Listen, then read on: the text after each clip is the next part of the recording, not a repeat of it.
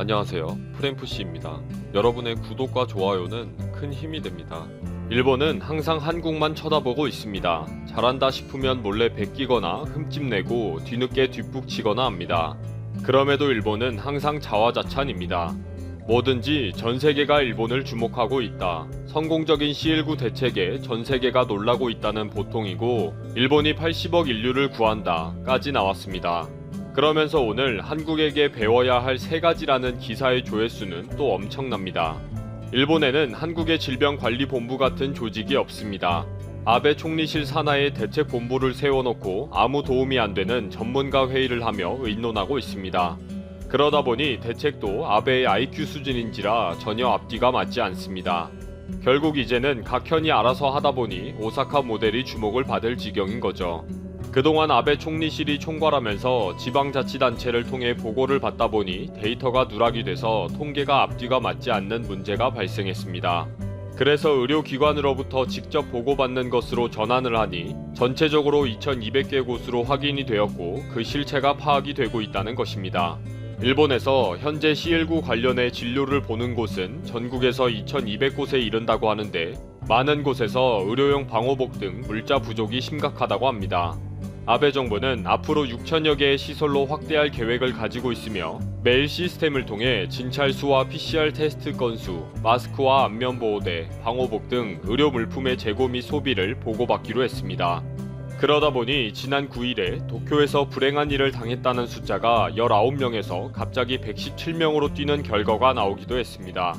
그동안 각 현의 보건소와 민간에서 지방자치단체에 보고를 하면 수기로 직접 종이에 받아 적고 전화로 총리실에 보고하면서 펑크가 났기 때문입니다. 그래서 홈페이지에 기록하면서 자동 집계하는 방법으로 바꿨더니 숫자가 다 뒤죽박죽 되기 시작한 것입니다. 이런 상황인데도 불구하고 아직도 일본의 방송 등 언론에서는 말도 안 되는 자화자찬 기사들이 넘칩니다. 라디오 방송에 나온 학자들은 세계에서 일본의 대응을 평가하기 시작했다. 일본은 C19 대책에 성공하고 있다 라는 말을 하고 있으며, 급기야 일본은 100년 전부터 위생 수준이 높았기 때문에 특별하다고 자랑하기까지 합니다. 청일전쟁 때도 콜레라 감염을 막았고, 스페인 독감 때도 일본은 전파를 억제했는데 그것이 다 위생 수준이 높아서 그렇다는 거죠. 그래서 이번 C19도 성공적으로 막고 있다고 자랑합니다. 이 신문은 앞으로 C19 이후는 전세계가 일본화 될 것이다 라고 예측하면서 미국과 중국과의 경제전쟁이 결국 일본화가 되는 쪽이 승자가 될 것이라고 점을 쳤습니다. 이 근거는 일본인의 민간 저축이 어느 나라보다 높기 때문에 통화 정책에서 승리하게 되는 요인이 된다는 등을 제시하고 있습니다. 전세계가 일본을 따라가게 된다니 참 대단한 논리네요. 그리고 일본의 C19 대책이 사회를 파괴하지 않고 C19를 종식시키는 유일한 방법이라고 자랑하기도 합니다. 일본이 대단한 통계 국가이기 때문에 지금 C19의 방향을 정확하게 예측하고 있으며, 공중보건에서 탁월하기 때문에 어느 국가도 따라할 수가 없는 사회 기반이라고 자랑합니다. 이들이 이렇게 자랑하는 것은 일본이 불행한 일을 당하는 인원이 외국에 비해 아주 적다는 것에 근거합니다. 그것이 화장실이 우수해서 그렇다는 것이고, 의료 시스템이 뛰어나서 그렇다는 거죠.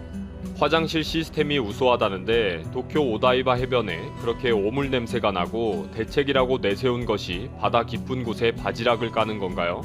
아무튼 일본은 지금 이렇게 불안감을 느끼면서도 자랑하면서 의연한 척을 하고 있습니다. 그렇지만 종종 일본 언론에서 솔직하게 까놓고 한국을 잘 보면서 배우자 라는 글을 올리기도 합니다.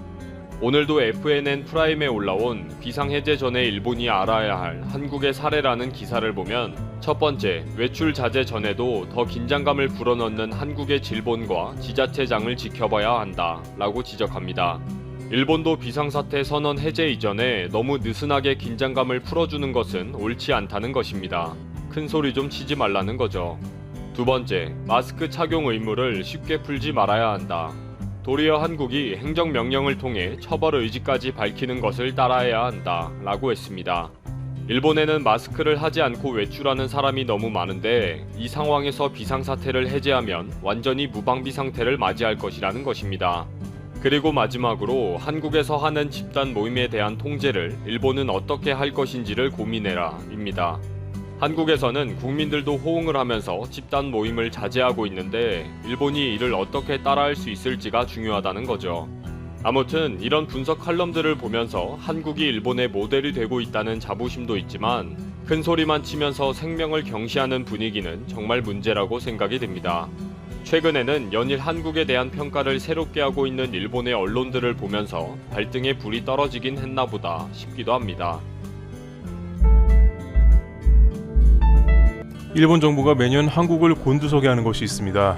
일본 초등학교 중학교 교과서에 독도에 관한 왜곡된 내용을 기술하고 있는 건데요.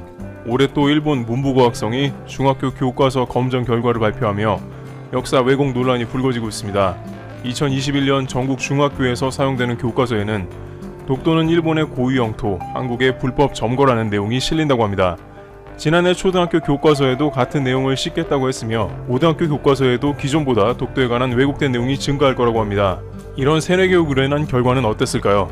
일본의 10대들은 위안부를 매춘이라고 칭하며 한국 독립운동가의 이야기를 한국인들이 지어낸 판타지라고 얘기하고 있습니다. 실제 일본의 커뮤니티 기사 댓글을 살펴보면 그저 단순한 반항 감정이 아닌 실제로 일제강점기 때 피해자들에게 능욕적인 말을 쓰며 조롱하고 있습니다. 능욕적인 댓글은 차마 보기 어려울 정도라고 하는데요. 이런 무시와 열등감이 섞인 일본인들의 태도는 한국에까지 알려져 간혹 논란이 되곤 합니다. 코로나 바이러스만 해도 한국의 도움은 받지 않겠다. 또 동일본 대지진 때는 한국의 대기업들이 수백억을 기부하고도 한국 대기업들의 부품은 80% 이상 일본에 의존하니 당연한 거다라고 하기도 하며 기부한 국가들의 순위에 제외하는 어이없는 일도 발생하기도 했습니다. 반면 일본에서는 자신들을 조금이라도 무시하는 태도에는 가만히 있지 않습니다. 샤오미의 광고는 1차 대전 원폭 논란이 되었으며 방탄소년단 멤버가 입은 원자폭탄이 그려진 티셔츠가 논란이 되며 일본에서 유명 행사 불참 소식을 통보하는 태도를 보여주었습니다. 이런 뒤끝 있는 태도에 그동안 한국 기업들과 유명인은 독도에 관한 발언을 피하거나 분쟁에 관련된 내용에는 묵묵부답으로 일관하기도 했습니다. 아시아에서 일본 시장을 무시할 수 없으니 비즈니스상 독도는 어느 정도 금기어가 된 셈입니다. 하지만 현재는 많은 기업들과 유명인들의 노력이 눈에 띄게 보이고 있습니다. 라카이는 일본에 더 많은 인지도가 있었음에도 불구하고 한국에 런칭하면서 첫 제품을 독도 신발로 내놓았습니다. 일본에서 보도화로 판매도 많이 되고 좋은 평가도 받았었기 때문에 그만큼 일본인들에게 문매를 맞고 불매운동이 일었습니다. 그럼에도 불구하고 기업인이기 이전에 한국인이라는 마음으로 일본의 반응이 거세질 때마다 더 진실을 알리며 대응하며 기업이 보여줄 수 있는 한계점의 틀을 깨버렸습니다. 731 부대 7광구 등 모든 세계인이 이용하는 판매처에 태극기가 들어간 제품의 판매와 함께 자료를 알리기 시작했고 그로 인해 해외 언론에까지 노출이 되며 그들이 말했던 한국인으로서의 자부심을 느끼게 해주고 있습니다. 단순한 마케팅이 아닌 진실을 알리고 있는 라카이 코리아. 그렇기에 많은 연예인들이 용기를 내어 이 기업의 제품에 동참하고 있습니다. 독도 팔찌를 착용한 전효성 또한 국경일에 소신 있는 발언으로 일본 네티즌들에게 악플로 공격을 당했었지만 3.1절 100일주년을 알리며 독도 팔찌 후원에 동참하는 모습을 보여주었습니다. 그리고 이번에 해외 언론에서 라카이 코리아의 독도 팔찌에 담긴 의미를 영화 같은 이야기라며 기사를 냈습니다.